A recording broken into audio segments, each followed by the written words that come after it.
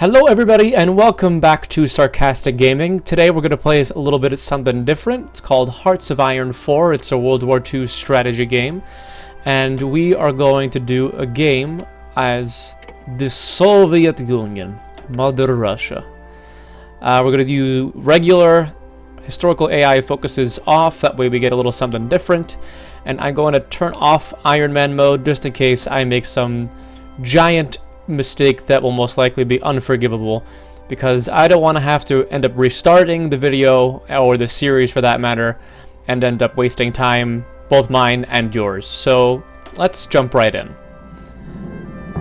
The beginning is mainly going to be organization and things like that, managing the army and the navy, or whatever navy we have, and our air force. So this is our air force right here, and I like to organize our air force the way I want to and not how the AI brings it up for me. So we're just going to get rid of all of these real quick, and they all go into our reserves, and we get all of the people from those air wings back.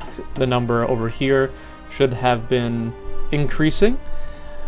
We're going to start off with finish the 5-year plan, which gives us more civilian factories, which allows us to build more, and we're going to build a bunch right off the bat. These little plus 50%, plus 50, plus 80, it's infrastructure bonus, which allows us to build a little bit faster in these areas. I'm going to want around 65, 70 factories, civilian factories, I believe, to really get our production up and going. And then after that, we are going to start building a bunch of military factories, which is somewhat self-explanatory. It allows us to build our weapons. I'm going to do basic research at the beginning. Electronic engineering reduces our research time by 2%. Production, increase the production efficiency cap, and construction 1, which increases our repair speed and construction speed. Soviet Union infantry equipment is very important. We're going to give ourselves 1 line of support equipment right here. Blah, blah, blah. And then as we build on, the gray military factories will fill in as we build more military factories. Let's see, we're going to let this one destroyer finish up, but we're really not going to focus on building destroyers. We'll let this one submarine finish, and with the Soviet Union, the Navy isn't largely necessary, at least for what we want to do in the beginning. We're gonna have submarines start building in Leningrad, and then the other one in, oh no, Khabarovsk. One of you can correct me on my pronunciation. I have no idea if that is correct or not. I didn't want to do that. Wow. Hotkeys. Build. Again? Really? I guess I'm going a little bit too close to the soldiers there. There. I wanted that destroyer to end up in Leningrad. And after that is done, we're going to send them up to convoys. Actually, let's do 1, 2, up to convoys. After this is finished building that one, it's going to go, these naval dockyards will become available for use by other naval production lines. So similar to the gray military factories, if you build more, one becomes available, the gray gets filled and is put into production. We're gonna have the other one go here, and then once this one is finished, it'll go here. And that's about it. As far as the Navy goes, there's not really much organization. We're just going to merge the fleets, separate our submarines here. Same thing. And now we're going to organize our army. I like to do the Eastern Front first, as when I start organizing the military for the USSR, because it's a little simpler. I'm not going to put anything on the border with Xinjiang because they're 100% communist, and we have good relations with them, so I'm not really worried about them invading. These are garrison units, so they're weaker So I'm going to change them into regular infantry divisions and give them a general, or a field marshal, I should say. Field marshals can hold as many troops as they'd like. Generals have a maximum of 24. We're going to give this person, promote, what's his name? Alexander Vasilevsky, and make him the field marshal of this army here. Put on a border with Manchukuo, which is a puppet of Japan, and so is Manchukuo, which will, this front line will extend later on when they declare war on China. And that's good for now. We'll actually put one person, set a front line up here for this guy, which is also a border with Japan. Assign him to the order. Give these everybody else who doesn't have.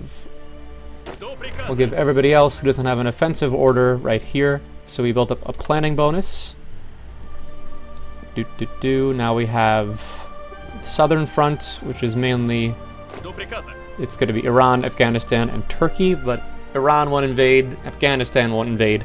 Turkey has the potential to invade us because Germany and their national focus tree can call in Turkey as an ally and automatically declare war on us for some reason. It's frustrating, but I'd rather be prepared. Let's label our fronts here: Eastern Front, our Southern Front, and give these guys a, let's give them something decent, level 3 general, put them on the border with Turkey, and an offensive order. Now we have all of these units here, 88, and then a few more up here, 92, and this is going to be our Western Front. Now, what I like to do is I take, well, first let's get rid of these garrison divisions, because I like strong divisions, and the garrison divisions are not very strong. And that should be it. Make them infantry. Give them General Ivan Konev will be a field marshal now.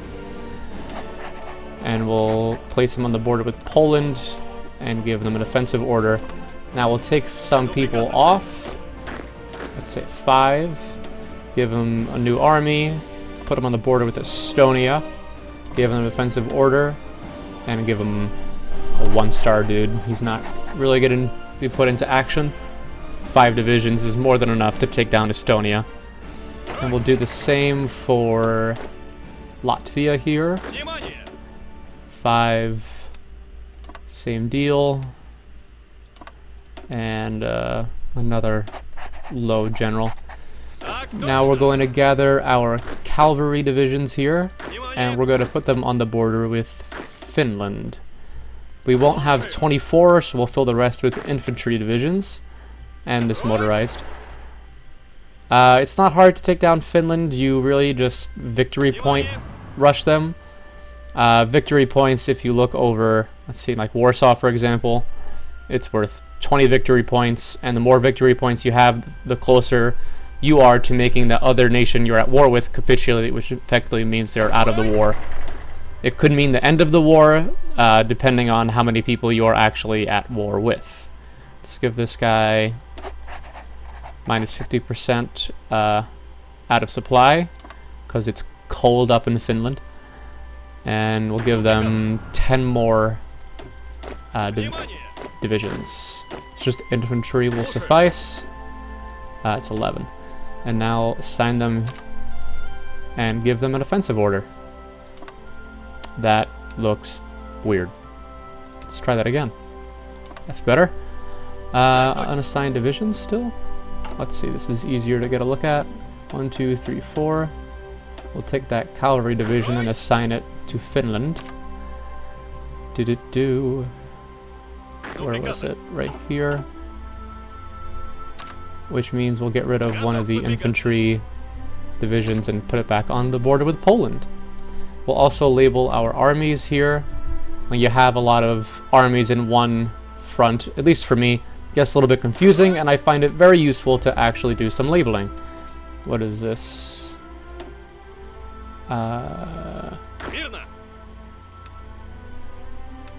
Estonia. That took me a second to figure out which one that was. Exactly, see what I mean? Like, trying to figure it out. I confused myself. I gotta have these all labeled.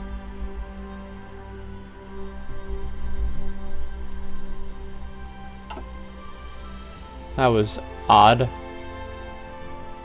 I just got a phone call and someone ended the call immediately. Whatever, works for me. Back to what we were doing.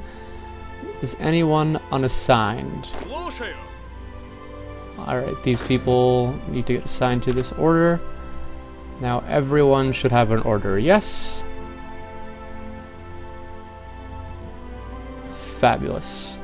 Alright. Now we can... This is telling me that those divisions are in training, but we have a deficit on a lot of things, so I'm not really going to worry about that right now. When we get more equipment, we'll start production. So let's give this a whirl, and we'll have time go. The beginning can be a little bit slow, as we just need to... Excuse me. We just need to wait for things to kind of happen. As events happen, I will read them out, or you can pause and read them rather than have me read them for you. Up to you. I'll read them out for the first time, since I'm so used to skipping them. I probably don't even know what they say, so it'll be a little bit of a learning experience for all of us. I have a feeling we're going to go down at the national focus tree. We want to get more research slots. The Soviet Union only starts off with 3, and most major nations like the German Reich, the UK, France, the United States, Italy, and Japan start off with 4. So we're at a little bit of a disadvantage with only 3. It's going to take us a little while to get that, because there's 2 paths that we can get for the research slot. Going down the collectivist propaganda, which allows us to get this extra research slot here, or going down positive heroism. I personally like to go down positive heroism because we get this Konstantin Wrosowski, which gives us an armored division attack plus 15%, and minus 5% research time, which is really nice, and socialist science, which increases our recruitable population by 3%. This will skyrocket to, I think, about 6 million free manpower after we research that, and that'll be on volunteer only. So we'll have a lot of people to use for our army. Finish the 5-year plan. Let's go down Stalin Constitution, and let's see what other nations are doing. Germany's remilitarizing the Rhineland. Italy, Mare Nostrum, building up their navy. They're at war with Ethiopia. Oh, wow. Oh, okay, they pulled themselves together. They were trapped there for a second. Spanish Civil War should happen within this episode, where we will support Republican Spain so we can spread communism to the rest of the world. Mechanical computing. We are at a deficit of rubber. How much? We're going to wait for our more civilian factories to get built. Ethiopia was annexed by Italy in April. That's actually very early for the AI. AI is usually horrific at this. Our factories are building a little bit slower because our economy is at civilian economy, where you can see it says minus 30% to both military factory production, civilian factory production, and the conversion from one factory to the other, both ways. So as soon as we get enough political power, which is used to change laws, government, research and production, and military staff, we will change that so we can actually build factories at a decently fast pace. Japan, I find, sometimes declares war on me. Alright, our first event. The remilitarization of the Rhineland. Germany has stationed troops in the Rhineland territory close to the French border in clear violation of the Treaty of Versailles. The local population cheered the German soldiers on, while diplomatic reactions from France and Britain have so far been muted. It is no more than the Germans walking into their own backyard, a political commentator in Britain observed. Worrying. Yes, indeed, because we know what happens. Now we have modified government, civilian economy, go to partial mobilization, and now we actually have a little bit of a bonus in our military factory construction speed, which is fantastic. And we have more. Let us do... Where is it? Captain of Industry, so our civilian factories, infrastructure, and refineries get built a little bit faster. Basic machine tools, we're going to go to concentrated interest industry, I prefer it to dispersed because I find it very easy to avoid getting bombed by having planes, which we will be building as soon as we get more military factories for that. And we can start it up again. Still at a massive deficit of infantry equipment, which is fine because we're not really planning on going to war anytime soon. And we should be building more of these as our production efficiency goes higher. It increases daily as the people working on your factories get used to doing their job. I guess that's how it works in, like, I guess, real terms. What's the United States doing? Support Rock Island. Is that actually an island? I don't even know. You can find out. Nope, it's not. I figured. Wonder what that is. For you history buffs, you could probably tell me. I'm pretty good at history. I don't really know what that is. But regardless, construction finished. Great. Let's get some more research gain efficiency here. How are we doing on factories? Alright, see, now that we have more factories, I wanted to get at least the third row started. So now we'll trade with British Malaya, one of those two. And now we can buy 8 rubber for 1 civilian factory. And now you can see, really? It should have gone down. Well, I'm wrong. Let's do, excuse me, progress cult. Slowly going down the route of an extra research slot. And I should probably say national unity right here. That basically dictates how much victory points it takes for you to get taken over. That's poorly worded. How many, if like we are being invaded by a nation, it dictates how many victory points they need to take us over. Spanish Civil War, I almost clicked out of that.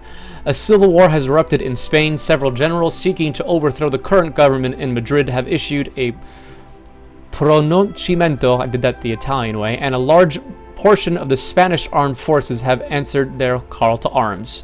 This right-wing nationalist faction has occupied much of Spain, including the overseas territories.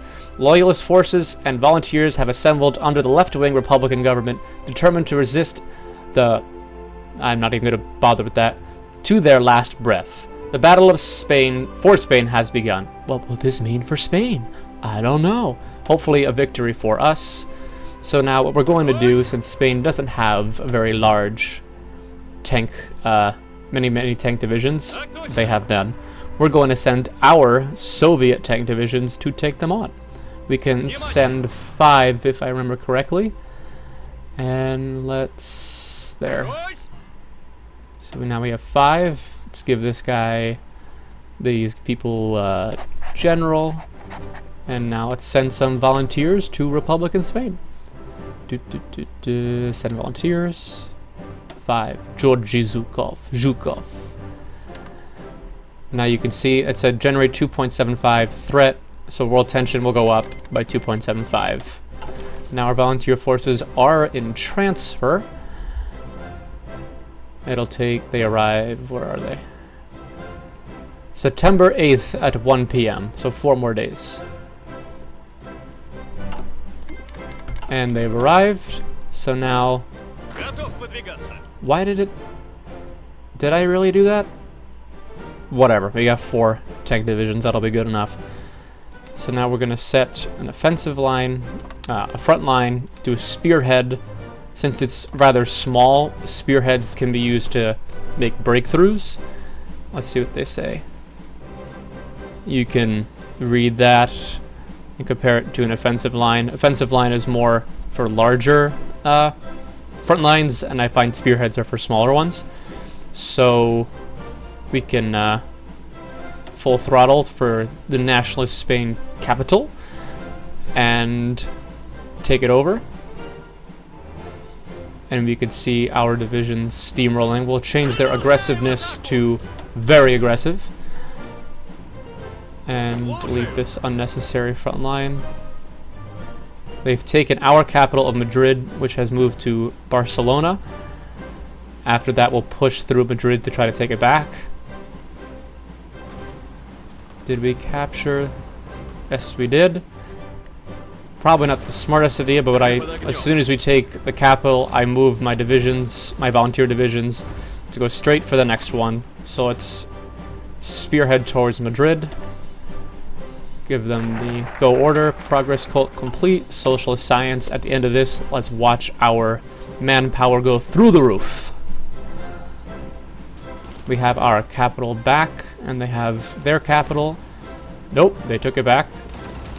Let's wait. Let's see, can we get...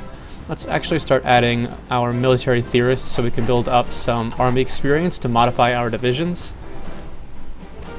I usually work with a mod that provides no experience for division design, which I can explain exactly what that means later. I find it a little unrealistic that we need experience to modify our divisions, but figured I'd try it off with my first Hearts of Iron series for you guys. They're making their way towards Madrid, a little bit slower than I thought they would. This guy's not doing anything. They're holding Madrid pretty well. Concentrated industry. Let's go for the next one. Mechanical computing. Let's get some radio upgrades. There we are. Got Madrid. And we're still, I want to push a little bit further just so they have one more little square to get past besides going directly back into that capital. What's the German Reich doing? Industrial efforts. Can't see any of their other focuses that they've done because our decryption is too low. We want to keep an eye out for a war with the USSR. See, look at that. 6.14 million manpower. Now we get our extra research slot. Let's get these guys and give them a new order to go towards Burgos. Also, may have pronounced that wrong. I apologize in advance.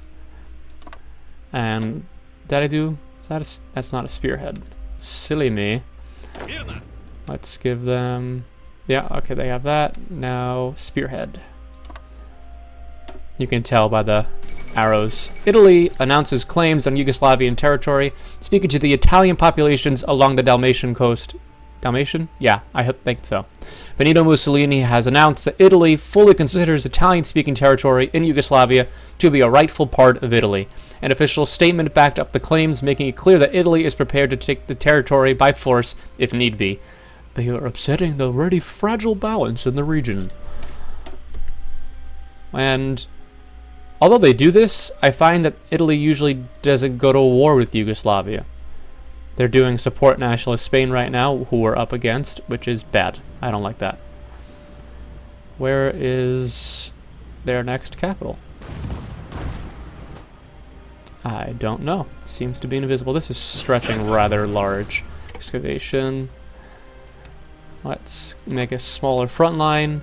Their capital usually ends up being somewhere in this northwest corner. Let's now start researching the mass assault doctrine, which is our land doctrine, which gives us bonuses to our land forces, our army. God, why was that so hard for me to say? They took Madrid back, to my disappointment. Oh wow, they might actually cut us off here. So let's... wow, they are about to cut us off. Let's get them retreat a little bit. I guess that's the problem with mass assault, aggressive. We want to make sure we don't lose our position here. Let's give them a front line right here and start pushing back down towards Madrid. This can be a little bit all over the place. Nationalist Spain is actually doing surprisingly well. They usually win, but when I play the Soviet Union and give them my support, it's usually fairly easy. Alright, we got Madrid back. Let's push down to that front line. We've cut off some of their divisions. They reconnected. Let's see if we can cut them off again. No, doesn't seem like we're going to, but that's fine. Now let's start pushing back to where we were before. Put another front line up and go into this corner. Sevilla, we should probably do where the actual capital is listed as. So let's go down here and make a push for Sevilla. Sevilla? I don't know. I don't speak Spanish. I'm sorry. If my pronunciations are incorrect, feel free to give me a little post in the comments. Can't guarantee that I'll get it right in the future, but don't they say it's the effort that counts? We finally have our extra research slot, which is going to come really in handy. When we get the chance, we're going to go down the Great Purge. I don't want to do that when our volunteers are in Spain, because we get a massive reduction in our division organization. So let's go down the center tree, an ocean-going navy, and give ourselves another research slot. What do we want to do with this? Let's get better support equipment for our army. Making ground towards Sevilla. The Republicans cannot seem to control Madrid, and we got cut off. 2 of our divisions. Alright, let's go in and rescue them. Let's slow this down a little bit.